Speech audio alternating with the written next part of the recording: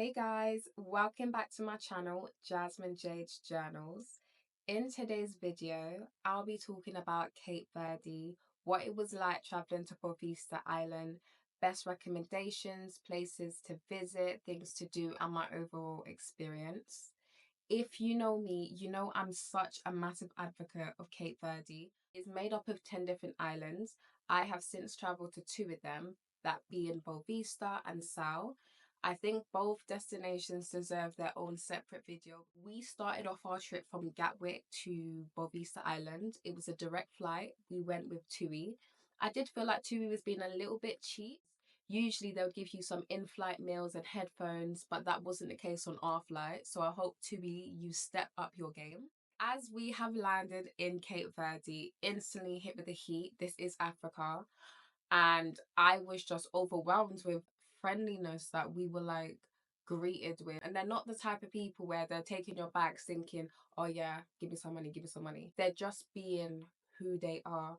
And there's a saying in Cape Verde, Morabeza, no stress. It's something that when you go, you will learn that it's a way of the people. We have arrived at our hotel. We stayed at the Riu Touareg and it was beautiful. It's a 5-star, all inclusive. If you've ever gone to a Riu hotel, then you already know it's fully kitted out. We also opted for the family room, which meant that we not only had our bedroom and like the bathroom, but we also had a like socializing room. So we could pull out the sofa, which turned into a sofa bed.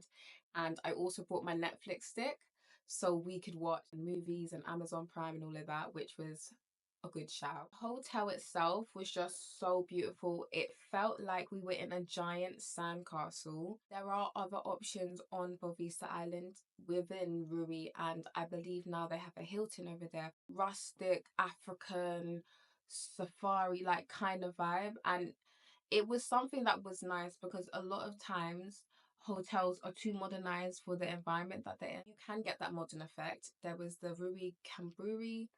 I will list it down below here.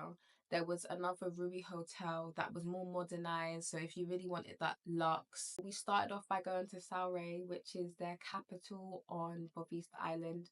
Literally, it is Africa. I have to reiterate that so many times because people are kind of expecting some big built up supermarket. This is not London. I think that's what makes it so special because it's so undiscovered visually. There was the beautiful sea and the ocean and the boats. They had a harbour over there. Cape Verde is well known for its salt. A lot of salt is exported off the island and brought by neighbouring countries. We had a talk with one of the tour guys and he was so kind. I remember his name. I think it was Wilfred. Shout him out because he was a real one. He was taking his time to explain to everybody like the culture, the background, how Cape Verde became how it is today, and they gained their independence. You know, most of the things that locals get have to be imported, whether that's food, like fruit, meat, clothes, feminine products. It's very scarce over there. In Cape Verde, they also have a different currency, which is Cape Verdean escudos, and it is similar to the euro. You can pay in euros over there. The only difference is if you exchange your money into Cape Verdean escudos, it's very hard to exchange it back when you get back to the airport or home. So whatever money you exchange in that currency of the country, you must spend. The shipwreck is one of the most popular tourist attractions on the island. When I went, there was very little of it to see. I definitely think within the next 5 to 10 years, it will be completely gone. So I would definitely recommend seeing that before it vanishes off the face of the earth. And went to do some sandboarding. It was literally going down a sledge in the hot sand. It was fun. I did try it. It was a little bit overrated. I do feel like if you were someone that was going to just book sandboarding, I'd probably advise against it and try book something where sandboarding is incorporated within a number of activities. After we had finished up the sandboarding, the group and I went into their local little cafe bar. It was a cute spot, had a beautiful view. They were giving us some of their local liquors and some of their drinks, which was really cool. There was some beers. I took a little too cute picture of my auntie, but I'm not a beer girly, so my auntie had my bottle as well. So my favorite part of the tour was when we went to Perola De Chaves. It was just the most beautiful spot. It was like this crystal beach and it was so undisturbed. There was a restaurant sitting at the front and it was just like a slice of heaven. It was literally paradise. We had lunch, which is incorporated within the fee of the tour. I ended up having some chicken, some chips, and rice. If you are in Bovista Island, I would highly recommend you checking out this spot. Everything will be linked down below in the description box. And let me tell you, you see the people in Cape Verde? They are just stunning. The women, beautiful. Santa Maria beach, it was stunning. It was just so relaxing. We were given drinks, we just lounged about, went into the water. I also had a moment of madness. I was bitten by a mozzie. It was not a joke. My head was swollen. I am severely allergic to mosquitoes, more so foreign mosquitoes. If you've ever watched Tom and Jerry, my head swelled up like one of them big cocos and it was just getting bigger by the minute. I was getting annoyed because I was like, I couldn't see my face. Now, you know when you've been in the sun and when you're looking at screens or things, it's like everything's black, everything's like darkened. Girl, I finally saw my face. The cocoa that was on my head. So the picture, you see the picture. It was just such a bad experience. And I was like, this is day one. We have so much things planned. We have excursions booked. They were talking about, oh, if this doesn't go down, we're going to have to fly you back out to the UK.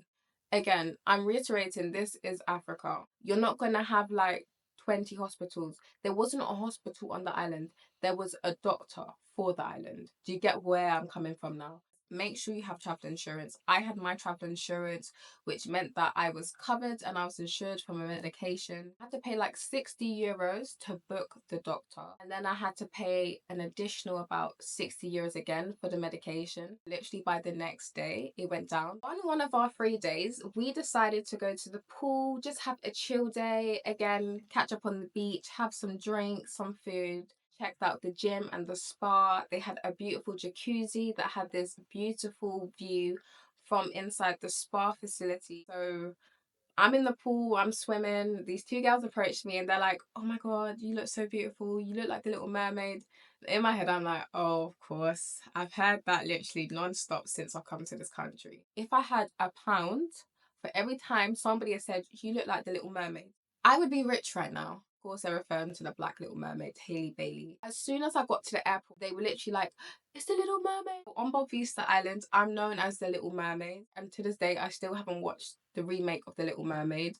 The fact that our friendship started in a different country, I actually speak to them both.